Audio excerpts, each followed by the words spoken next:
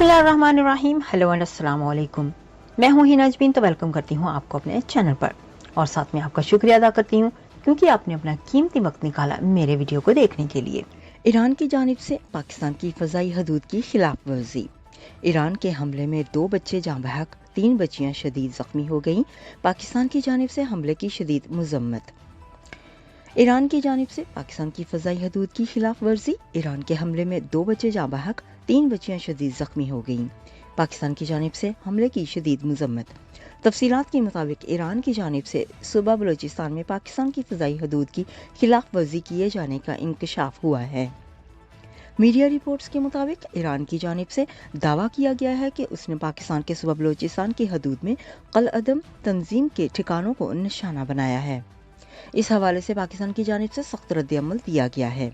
पाकिस्तान ने ईरान की जानिब से अपनी फ़ज़ाई हदूद की बिला इश्तिगाल खिलाफ वर्जी की शदीद मज़म्मत और ईरानी सफ़ीर को दफ्तर ख़ारजा तलब करके शदीद एहतजाज किया है। तर्जुमान दफ्तर ख़ारजा के मुताबिक ईरान की जानिब से पाकिस्तान की फ़ज़ाई हदूद की बिला इश्तिगाल खिलाफ वर्जी के नतीजे में 2 मासूम बच्चे जाँ बहक जबकि 3 मासूम बच्चियाँ शदीद ज़ख्मी हो गईं। पाकिस्तान ईरान की जानिब से अपनी फ़ज़ाई हदूद की बिला इश्तिगाल खिलाफ वर्जी की शदीद मज़म्मत करता है। पाकिस्तान की खुद मुख्तारी की ये खिलाफ वर्जी मुकम्मल तौर पर नाकाबिले कबूल है। तर्जुमान ने ईरान की खबरदार किया कि पाकिस्तान की फ़ज़ाई हदूद की इस खिलाफ वर्जी के संगीन नताइज निकल सकते हैं।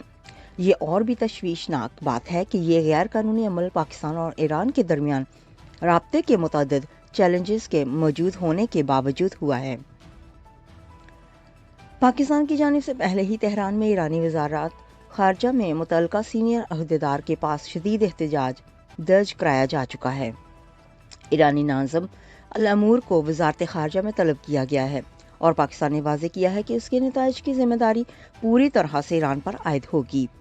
तर्जुमान दफ्तर ख़ारजा के मुताबिक पाकिस्तान ने हमेशा कहा है कि दहशतगर्दी खित्ते के तमाम ममालिक के लिए मुश्तरका ख़तरा है जिसके लिए मरबूत कार्रवाई की ज़रूरत है।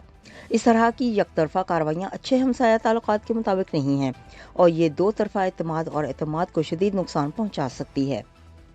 जाने से पहले अगर आपने मेरे चैनल को अभी तक सब्सक्राइब नहीं किया तो प्लीज़ काइंडली कर लीजिएगा और जी हाँ, अपना बहुत सा ख्याल रखिएगा, हमेशा खुश रहिएगा।